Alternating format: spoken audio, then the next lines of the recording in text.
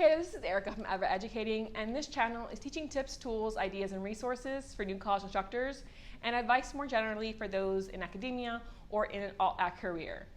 With the end of the semester, I thought now would be a good time to give you a list of things to ask yourself when a semester ends. So I have multiple videos about what to do during winter breaks or summer breaks, how to reflect on a term. I'll link all those below. But I thought, rather than having you go search for that in my channel that has hundreds of videos, I would just create one brand new when the time has come for this particular activity. I do feel having these questions answered and doing this work before you really go on break is really helpful going forward. So you're not stressed when the new semester has to be planned and taught. So a few questions to get yourself on the right track here during the break. The first question to ask yourself is what do you need to keep and what can you get rid of the materials that you accumulated over the term. And then once you know that answer, write a little list of the things, go ahead and either keep it in an organized place or get rid of it. So it's no longer cluttering your desk or your laptop or whatever the case may be. So for example, maybe you want to keep certain exemplar examples of student work and you have your students' approval to use their work in the future as an example. Great, pick those out from wherever they are in your downloads folder or whatever the case may be and put them into an organized folder of student exemplars. So you have that going forward. If you know that you've downloaded tons of files that you no longer need because you needed them when you were grading, but now all the feedback and everything is in your LMS, again, open your downloads folder, get rid of all those downloads that are no longer necessary going forward. So just again, get a sense of what do I need to keep, what can I get rid of, and once you know that, go ahead and do that work. Place it somewhere where you'll remember where it is and get rid of it if it's no longer needed. Another question to ask yourself is what will you be doing again going forward with this course? What should you not do again? And what gaps are left when you're going to run this course again? So for example, let's say you're teaching English 101. Think to yourself, okay, these things I want to keep, these major assignments, these lecture PowerPoints, these small activities that you designed, we're going to keep these. And then, hey, this major assignment was a dud, didn't really work out. These smaller activities weren't really, invigorating for students. They didn't have the goal that I thought they had. It didn't actually give students the skills they needed based off what I assumed the activity would do. So they shouldn't be used again either.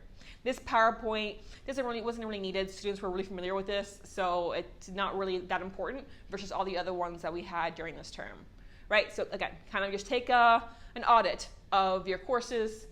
What do you want to bring forward with you? What do you not?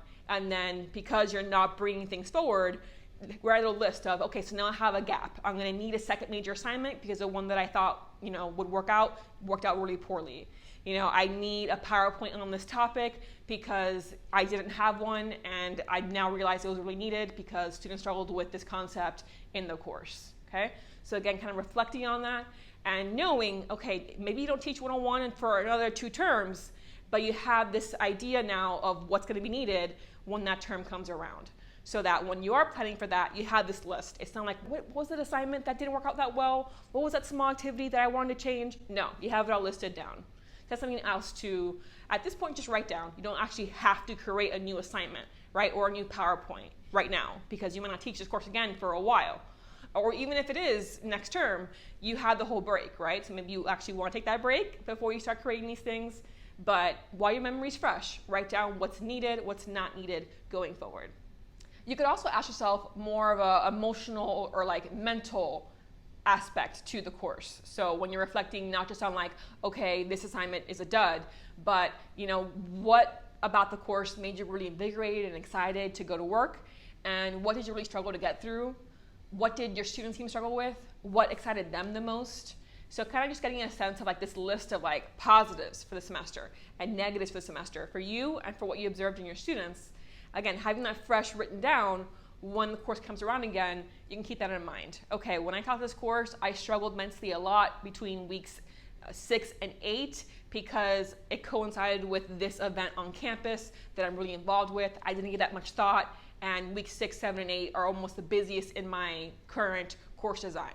In the future, how can I tweak that course design so those weeks are actually lighter so I can really have more of a balance when I'm working on that volunteer thing as well as teaching this course in this certain semester of the year, right?